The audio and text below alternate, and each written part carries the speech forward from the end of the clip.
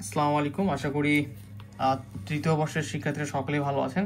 আজকে আমরা জিওটিল বিশ্লেষণ কমপ্লেক্স অ্যানালাইসিসের ইম্পর্টেন্ট গুরুত্বপূর্ণ চ্যাপ্টারগুলো সম্পর্কে আলোচনা করব এবং কিভাবে পরীক্ষায় ভালো করা যাবে, কয়টা চ্যাপ্টার পড়লে পাস করা যাবে সেই বিষয়গুলো নিয়ে আলোচনা হবে। আমাদের সাবজেক্ট ওয়াইজ আলোচনা আমরা করব খুব সুন্দরভাবে। তো আজকে কমপ্লেক্স অ্যানালাইসিস নিয়ে আলোচনা করব। তো যারা এই ভিডিওটা ইউটিউবে দেখবেন তারা 0176735130130 নাম্বার হোয়াটসঅ্যাপে নক দিয়ে আমাদের তৃতীয় বর্ষের ক্লাসগুলো পারচেজ করতে পারবেন। কমপ্লেক্স অ্যানালাইসিসে মোটামুটি আমি টুইন প্রকাশনী বইটা ফলো করতেছি।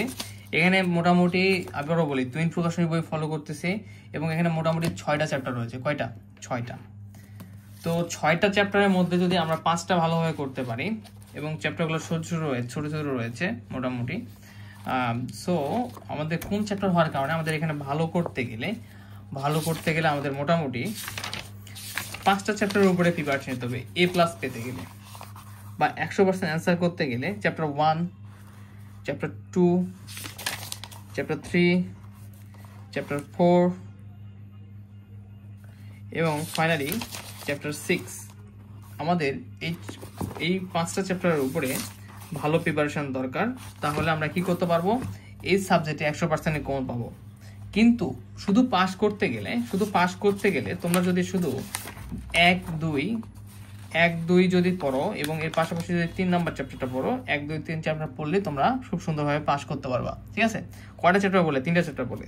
তাহলে আমরা প্রিপারেশন নেব কিভাবে? আসলে প্রিপারেশন নেওয়ার ক্ষেত্রে আমরা ধরো চ্যাপ্টার জটিল সংখ্যা পড়বো, সেক্ষেত্রে ধরো যে সেম টাইপের যে ম্যাথগুলো করানো হয়েছে বা এর বাইরে টুকটাক যে হোমওয়ার্কগুলো আছে সেগুলো একটু করার চেষ্টা করবো অবশ্যই। বাট যে ম্যাথগুলো করানো আছে বা যে ম্যাথগুলো তোমাদের সাজেশনে দেওয়া হবে, খুব শীঘ্রই সাজেশন দেওয়া হবে প্রশ্নভিত্তিক, সেই সাজেশনের প্রশ্নগুলো খুব সুন্দরভাবে চ্যাপ্টার ওয়াইজ তোমরা কমপ্লিট করবা। এবং একটা ব্যাপার খেয়াল রাখবা যে ওই চ্যাপ্টারের যে ম্যাথগুলো করবা সেগুলো যাতে সেম ধরনের ম্যাথগুলো আসলে যাতে করতে পারো, একই ধরনের, হয়তো সমীকরণ চেঞ্জ করে দিবে, এর জন্য যে সূত্রগুলো সেগুলো খুব ভালোভাবে খেয়াল রাখতে হবে এবং খুব ভালোভাবে আয়ত্ত রাখতে হবে। ঠিক আছে? ধরো জটিল সংখ্যার ক্ষেত্রে যে চ্যাপ্টারগুলো যে ম্যাথগুলো করবা তোমরা, সেই ম্যাথগুলোর ক্ষেত্রে খুব ভালো একটা প্রিপারেশন থাকতে হবে।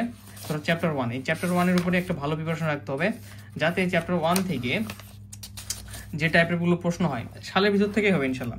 একটা সাবজেক্ট তোমাদের থার্ড ইয়ারে একটা সাবজেক্ট একটু ক্রিটিক্যাল কোশ্চেন হয়, তাছাড়া আমাদের যে 2010 থেকে 2022-এর মধ্যেই ইনশাল্লাহ ভালো একটা সালের মধ্যেই ভালো কোশ্চেন হবে ইনশাল্লাহ। ঠিক আছে? সো চ্যাপ্টার 1 থেকে আমরা কয়টা প্রশ্ন পেতে পারি আমরা একটু ধারণা নেওয়ার চেষ্টা করি। ধরুন 2022-এর চ্যাপ্টার 1 থেকে এসেছে খ বিভাগে একটা এবং গ বিভাগে একটা। তো চ্যাপ্টার 1 শেষ করলে তোমরা মোটামুটি 14 মার্ক কমন পাবা। ঠিক আছে? তারপর আমরা এইখানে দেখি 2021-এ চ্যাপ্টার 1 থেকে আসছে শুধু হচ্ছে ক বিভাগে একটা আসছে, আর আসে নাই। ঠিক আছে? চ্যাপ্টার 1টা যেহেতু ছোট একটু এবং ইজি, এর জন্য এটাতে গ বিভাগে কমই আসে। এখানে আবার দেখো গ বিভাগে 2টা প্রশ্ন আসছে এবং খ বিভাগেও একটা আসছে। সো চ্যাপ্টার 1 থেকে আমরা কত মার্কস পেতে পারি? চ্যাপ্টার 1 থেকে আমরা চ্যাপ্টার 1টা ভালোভাবে করতে পারলে 4 মার্কস থেকে 14 মার্ক কমন পাবো। তো বরাবরের মতোই ম্যাক্সিমাম সময়ে 14 মার্কই কমন থাকে। ঠিক আছে?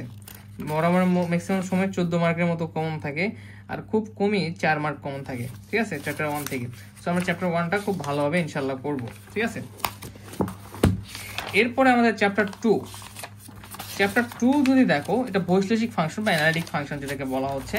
চ্যাপ্টার 2 থেকে যদি আমরা বিভিন্ন সালের প্রশ্নগুলো দেখি, দেখা যাচ্ছে এখানে চ্যাপ্টার 2 থেকে দেখো 1টা 2টা 3টা প্রশ্ন রয়েছে গ বিভাগে এবং খ বিভাগে একটা রয়েছে। আবার একটা সালের প্রশ্ন যদি আমরা দেখি, চ্যাপ্টার 2 থেকে রয়েছে মোটামুটি 2টা প্রশ্ন এবং এর পাশাপাশি আবার খ বিভাগেও রয়েছে মোটামুটি 2টা প্রশ্ন। তাহলে এই চ্যাপ্টার 2টা হচ্ছে আমাদের কাছে একটা সবচেয়ে টপ একটা চ্যাপ্টার, যে চ্যাপ্টার থেকে আবার দেখো ব্যতিক্রম। আবার চ্যাপ্টার দেখো এখান থেকে 2 থেকে 1টা 2টা, খ বিভাগে 3টা, 12 মার্ক। তো দেখো চ্যাপ্টার 2 এবং 1 মিলে তোমাদের মোটামুটি মোটামুটি প্রশ্ন মার্ক কত আসবে দেখা যাবে। ধরো যে কখনো 1 থেকে যদি গ বিভাগে না হয়, 2 থেকে গ বিভাগে হবে, মিস যাবে না। ঠিক আছে? আবার দেখো এখান থেকে শুধু খ বিভাগে হয়েছে তখন গ বিভাগে হবে, এখান থেকে শুধু খ বিভাগে হয়েছে এখান থেকে গ বিভাগে। টোটালি মোটামুটি আমরা এখানে চ্যাপ্টার 1 10 ধরলে এখানে আমরা মোটামুটি 14 মার্ক ধরতে পারি। মোটামুটি তোমাদের 24 মার্ক কমন হয়ে যাচ্ছে। এবং তোমরা ক বিভাগের যদি 10-এ যদি 8 পাও, 8 4 12 32, প্লাস যদি ইন কোর্সে 8 থাকে 40। তো তোমাদের দেখো মাত্র 2টা চ্যাপ্টার ভালোভাবে প্রিপারেশন নিয়ে কিন্তু পাস হবে। সো তোমাদের একটা কথাই বলবো, তোমরা যে চ্যাপ্টারের প্রিপারেশন নিবা ভালোভাবে নিবা, কম চ্যাপ্টার পড়ো কিন্তু ভালোভাবে প্রিপারেশন নিবা যাতে পরীক্ষায় লিখতে পারো অ্যান্ড ভালো করতে পারো, ঠিক আছে? বেশি চ্যাপ্টার প্রিপারেশন নিতে গিয়ে যদি ভালো না হয় সেক্ষেত্রে কিন্তু পরীক্ষা ভালো করতে পারবে না। সো তোমরা এই চ্যাপ্টারের ক্ষেত্রে প্রথম 3টা চ্যাপ্টার ভালোভাবে প্রিপারেশন নেবা। তো প্রথম 3টা আমাদের যতটা ইম্পর্টেন্ট তার থেকে আমি আচ্ছা ইম্পর্টেন্ট চ্যাপ্টারটা বলে দিই। 4 নাম্বার চ্যাপ্টারটা কিন্তু খুবই গুরুত্বপূর্ণ, ঠিক আছে?